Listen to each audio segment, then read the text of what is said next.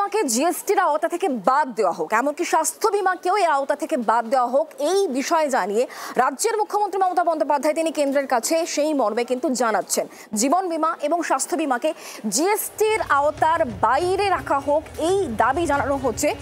মমতা বন্দ্যোপাধ্যায় তিনি সেই মর্মে মোদী সরকারের কাছে জানাচ্ছেন জনবিরোধী জিএসটি প্রত্যাহার না করলে রাজপথে নামবেন। গতকালই হুঁশিয়ারি পর আজ কেন্দ্রীয় অর্থমন্ত্রী নির্মলা সীতারামনকে চিঠি মুখ্যমন্ত্রী মমতা বন্দ্যোপাধ্যায়ের তরফ থেকে। আমরা এই চিঠির বিষয়ে আরো জানবো, কথা বলবো। আমাদের সঙ্গে রয়েছেন সুতপা, আমাদের প্রতিনিধি। সুতপা, কি খবর রয়েছে মুখ্যমন্ত্রী মমতা বন্দ্যোপাধ্যায় যে বিষয়টা নিয়ে নরেন্দ্র মোদী বা কেন্দ্রীয় সরকারকে চিঠি লিখেছেন, কি তার বক্তব্য? দেখো, গতকালই এক্স হ্যান্ডেলে মুখ্যমন্ত্রী ক্ষোভ প্রকাশ করেছিলেন যে স্বাস্থ্য বিমার উপরে যেভাবে জিএসটি বসানো হয়েছে। আজকে একেবারে সরাসরি কেন্দ্রীয় অর্থমন্ত্রী নির্মলা সীতারামনকে চিঠি লিখলেন মুখ্যমন্ত্রী মমতা বন্দ্যোপাধ্যায় এবং সেখানে পরিষ্কারই বললেন যে স্বাস্থ্য বিমা যেটা সাধারণ মানুষের প্রয়োজনে তার চিকিৎসার কারণে কাজে লাগে, সেক্ষেত্রে যদি 18% জিএসটি বসানো হয় সেটা সম্পূর্ণভাবে অ্যান্টি পাবলিক, অর্থাৎ জনবিরোধী একটা নীতি বলে তিনি উল্লেখ করেছেন চিঠিতে। এবং অবিলম্বে এই যে জিএসটি ইম্পোজ করা হয়েছে তা প্রত্যাহার করে নেওয়ার জন্য তিনি রিকোয়েস্ট করেছেন কেন্দ্রীয় অর্থমন্ত্রীর কাছে। এবং সেখানে তুমি জানো যে গতকালই এক্স হ্যান্ডেলে তিনি বলেছিলেন যে কেন্দ্রীয় সরকারকে অনুরোধ করা হচ্ছে যদি তারা প্রত্যাহার না করে তাহলে আন্দোলনের পথে যাবে তৃণমূল কংগ্রেস, সে কথাও তিনি বলেছিলেন। আজকে চিঠিতে কিন্তু পরিষ্কারভাবে তিনি লিখেছেন যে এর ফলে কি কি মানুষের উপর কিভাবে চাপ বাড়ছে সেই বিষয়টি পরিষ্কারভাবে তিনি উল্লেখ করেছেন। এবং 18% মানে একটা বড় অঙ্কের পরিমাণ জিএসটি, কাজেই সেই পরিমাণ জিএসটি স্বাস্থ্য বিমার উপরে ইম্পোজ করা হলে সেটা একেবারে সাধারণ মানুষের উপরে সরাসরি তাদেরকে আঘাত করা হচ্ছে, এমনটাই কিন্তু তিনি চিঠিতে উল্লেখ করেছেন। এবং সেই জায়গায় দাঁড়িয়ে তিনি রিকোয়েস্ট করেছেন কেন্দ্রীয় অর্থমন্ত্রীকে অবিলম্বে যাতে এই জিএসটি প্রত্যাহার করে নেওয়া হয়। পুরোপুরি জিএসটি বাদ নাকি 18% থেকে কমানোর কথাও বলা হয়েছে? ঠিক কি বিষয়ে মমতা বন্দ্যোপাধ্যায় তুলে ধরেছেন? জনবিরোধী নীতি, সেই নীতি প্রত্যাহারের কথা যখন মমতা বন্দ্যোপাধ্যায় বলছেন, সেখানে কি চাপ কমার কথাই তিনি বলছেন? সুতপা, তুমি কি আমাদের সঙ্গে রয়েছো? সুতপার সঙ্গে আমরা যোগাযোগ করার চেষ্টা করছি, তবে তার আগে যে বিষয়ে আপনাদেরকে আমরা জানাচ্ছিলাম যে জনবিরোধী জিএসটি, যেটাতে মানুষের উপর প্রবল চাপ পড়ছে, এই অভিযোগ আনছেন মমতা বন্দ্যোপাধ্যায়, সেটাকে জিএসটির আওতা থেকে বাইরে রাখা হোক, এই দাবি করেছেন মমতা বন্দ্যোপাধ্যায়।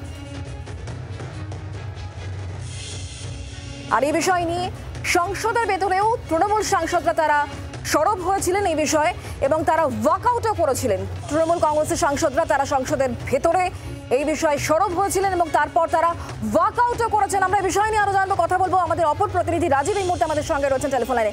রাজীব, তৃণমূল কংগ্রেসের তরফ থেকে আজকে যে বিষয়কে সামনে রেখে ওয়াকআউট করা হয়, যে বিষয় নিয়ে মমতা বন্দ্যোপাধ্যায় সরাসরি নরেন্দ্র মোদী সরকারকে চিঠি লিখেছেন, জনবিরোধী জিএসটি অর্থাৎ জিএসটির যে বাড়তি চাপ, সেই চাপটা স্বাস্থ্য বিমা থেকে প্রত্যাহার করা হবে এবং একই সঙ্গে জীবন বিমা তার থেকেও জিএসটি প্রত্যাহার করার দাবি মমতা বন্দ্যোপাধ্যায় রেখেছেন। দেখো, কেন্দ্রীয় বাজেটে জীবন বিমা এবং স্বাস্থ্য বিমায় 18% জিএসটির বরাদ্দ ধার্য করা হয়েছে এবং এর সিদ্ধান্তের প্রতিবাদে এবার বিভিন্ন রাজনৈতিক দলগুলি, বিশেষত বিরোধীরা, তারা সরব হয়েছে। এবং এই নিয়ম কিন্তু শুধু বাজেটে এবারে রাখা হয়েছে তা নয়, এটা অনেক আগেই জিএসটি যে নিয়ম, জিএসটি কাউন্সিলের বৈঠক এবং জিএসটি কাউন্সিলের বৈঠক পর জিএসটির যে নিয়মাবলী, তার মধ্যেই কিন্তু যে সার্ভিস ট্যাক্স হিসেবে বিমা এবং জীবন বিমায় এবং স্বাস্থ্য বিমায় এই 18% জিএসটি বসানো হয়েছে। এই গুডস অ্যান্ড সার্ভিস ট্যাক্স নিয়ে বিরোধিতা করছে বিরোধী রাজনৈতিক দলগুলি, কিন্তু এর মধ্যে সরকারেরই মন্ত্রী নীতিন গাডকারি তিনি প্রধানমন্ত্রী নরেন্দ্র মোদীকে একটি চিঠি লিখেছেন। সেই চিঠিতে তিনি লিখেছেন যে এই জিএসটি 18% সেটি তুলে নিলে, প্রত্যাহার করলে ভালো হয়, তার কারণ জনমানুষে এর একটা বিরূপ প্রতিক্রিয়া হচ্ছে। মুখ্যমন্ত্রী মমতা বন্দ্যোপাধ্যায় গতকাল তিনি এক চ্যানেলে পোস্ট করেছেন এবং তিনি রাস্তায় নামবেন এই হুমকিও দিয়েছেন। আজকে তার দলের লোকসভার দলনেতা সুদীপ বন্দ্যোপাধ্যায় তিনি লোকসভায় তিনি প্রতিবাদ করেন, লোকসভায় বলবার চেষ্টা করেন, বাধা দেওয়া হয়। এর পরবর্তীতে তৃণমূল কংগ্রেসের সাংসদরা তারা ওয়াকআউট করেন এবং সংসদ চত্বরে রীতিমতো সংসদের গেটে তারা স্লোগান দেন এবং এই যে জিএসটি 18% সেটি প্রত্যাহার করার দাবি জানান। রাজীব, ধন্যবাদ। জীবন বিমাকে জিএসটির আওতা থেকে বাদ দেওয়া হোক, স্বাস্থ্য বিমাকেও জিএসটির আওতা থেকে বাদ দেওয়ার জন্য মোদী সরকারের কাছে দাবি মমতা বন্দ্যোপাধ্যায়। জনবিরোধী জিএসটি প্রত্যাহার না করলে রাজপথে নামবেন এ কথাই বলেছেন এবং গতকাল হুঁশিয়ারি পান আজ সরাসরি কেন্দ্রীয় অর্থমন্ত্রী নির্মলা সীতারমণকে চিঠি মুখ্যমন্ত্রী মমতা বন্দ্যোপাধ্যায়ের তরফ থেকে। আর এই বিষয় নিয়ে তৃণমূল কংগ্রেসের লোকসভার দলনেতা সুদীপ বন্দ্যোপাধ্যায় তার ঠিক কি বক্তব্য শোনাবো। এখন আমাদের খুব স্পষ্ট দাবি, লাইফ ইন্স্যুরেন্সের যে প্রিমিয়াম এবং ওষুধের মূল্য তার উপরে জিএসটি আমাদেরকে প্রত্যাহার করার ব্যাপারে অ্যাসিওর করতে হবে এবং এই সিদ্ধান্তকে রোল ব্যাক করতে হবে। আমরা এই নিয়ে যতদূর যাওয়া সম্ভব আমরা লড়াই চালিয়ে যাব। বিজেপির তরফ থেকে রাজ্যসভার সাংসদ শ্রমিক ভট্টাচার্য তার কি বক্তব্য, তিনি কি বলছেন তৃণমূল কংগ্রেসের বক্তব্যের পাল্টা শোনাবো। জিএসটি কোনটার উপরে 5% থাকবে, 12% থাকবে, 18% থাকবে, আর কোনটার উপরে থাকবেই না 0% থাকবে, সেটা ঠিক হয় কোথায়? জিএসটি কাউন্সিলে। জিএসটি কাউন্সিলের মিটিংয়ে কারা যোগ দেন, কারা সদস্য? প্রত্যেক রাজ্যের অর্থমন্ত্রীরা।